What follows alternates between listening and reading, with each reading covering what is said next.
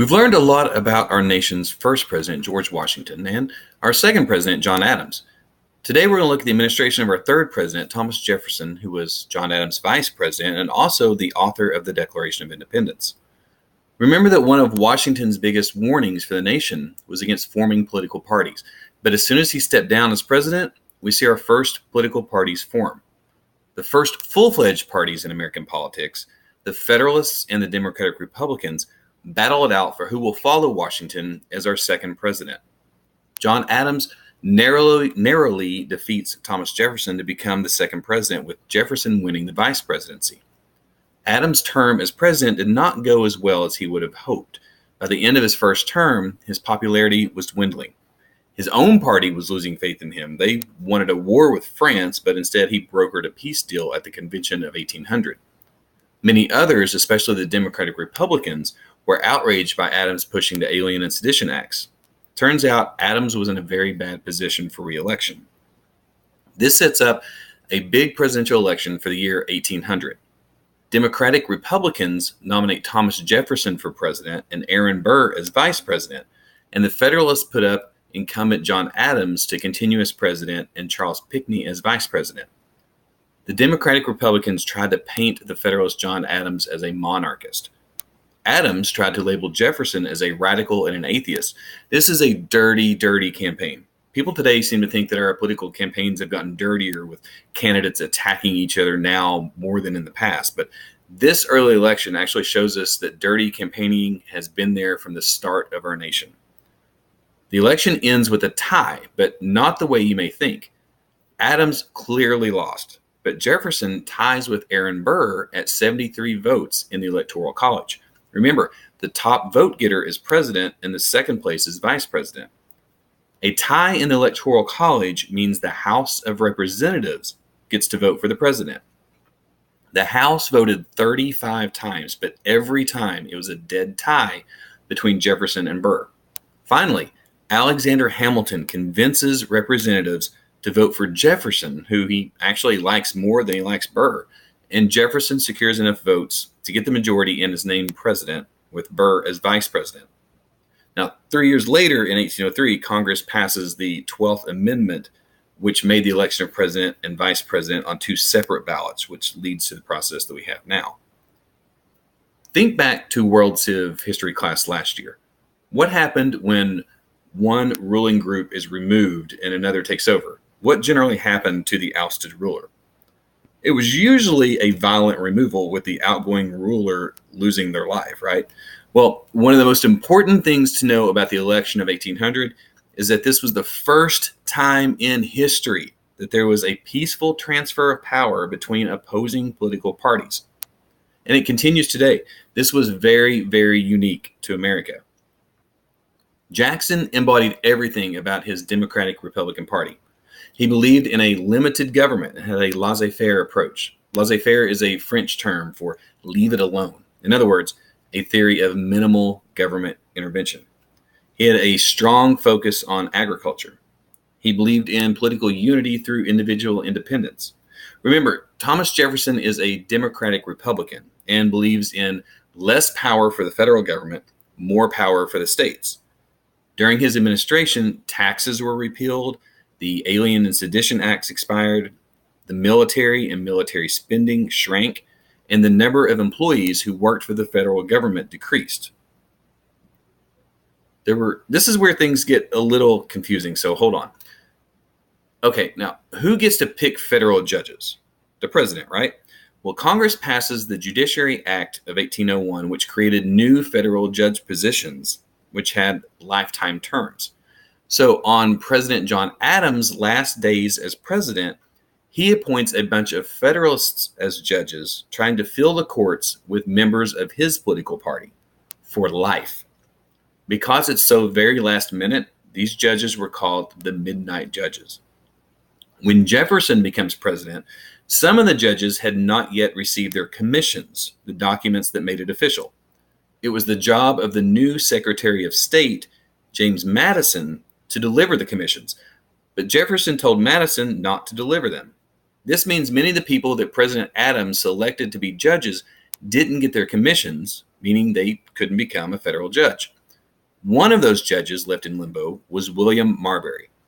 Marbury took his case straight to the Supreme Court, where he requested a writ of mandamus, which was basically asking the court to force Secretary of State James Madison to give him his commission.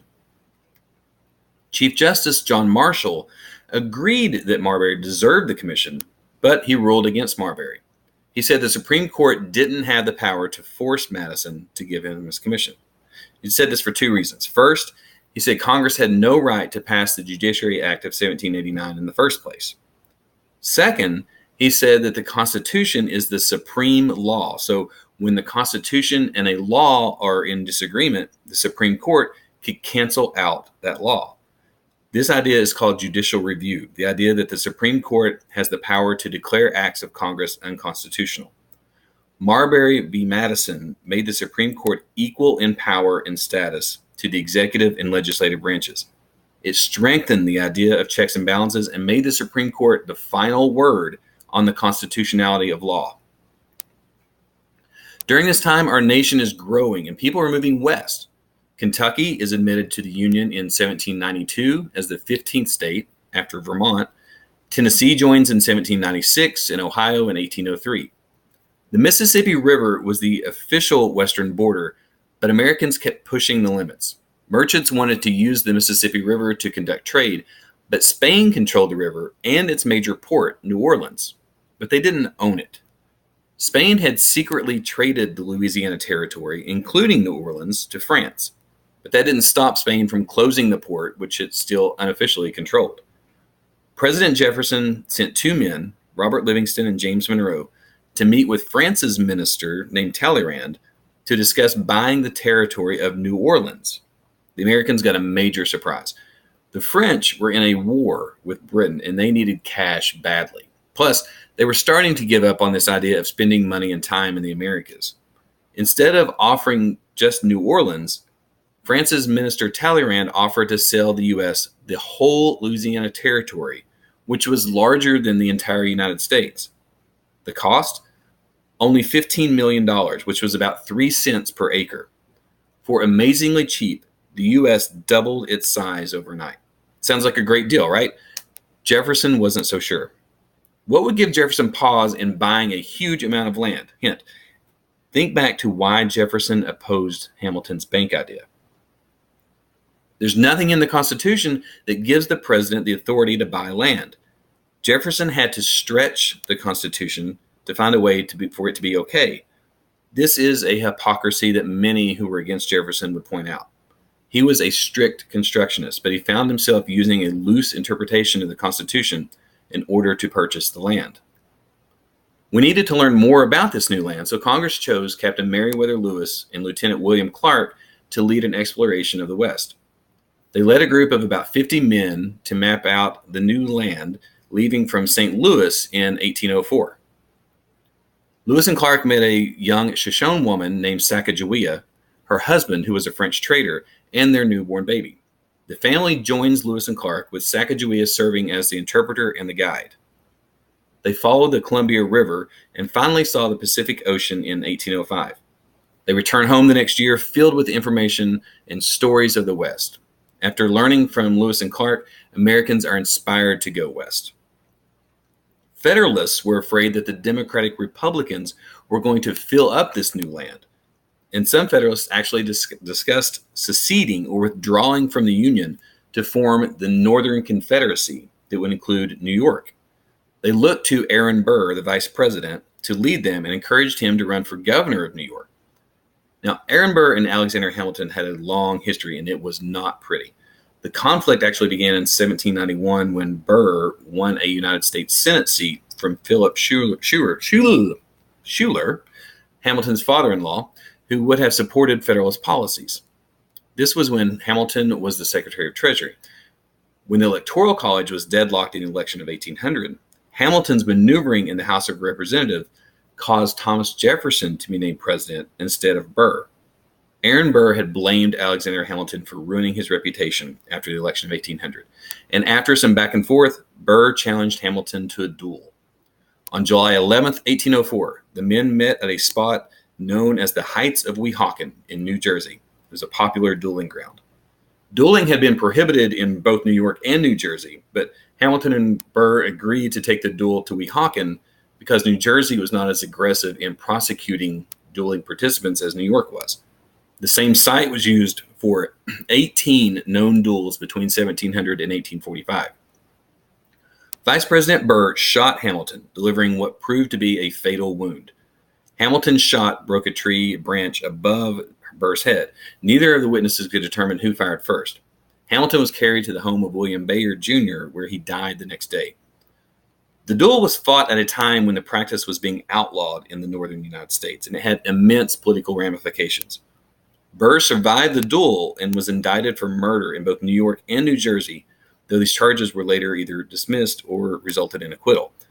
But the harsh criticism and the animosity directed towards Burr following the duel brought an end to his political career.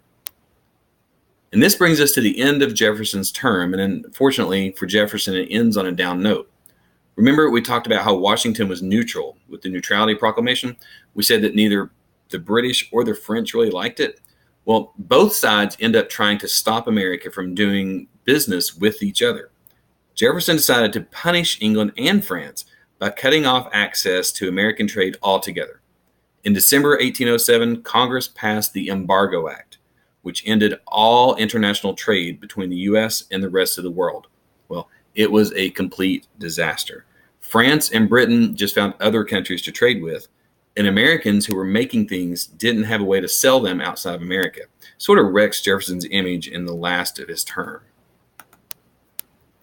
Next time, America will find itself in another war under President James Madison. We'll see what happens when the U.S. decides to take on the British Empire yet again in the War of 1812.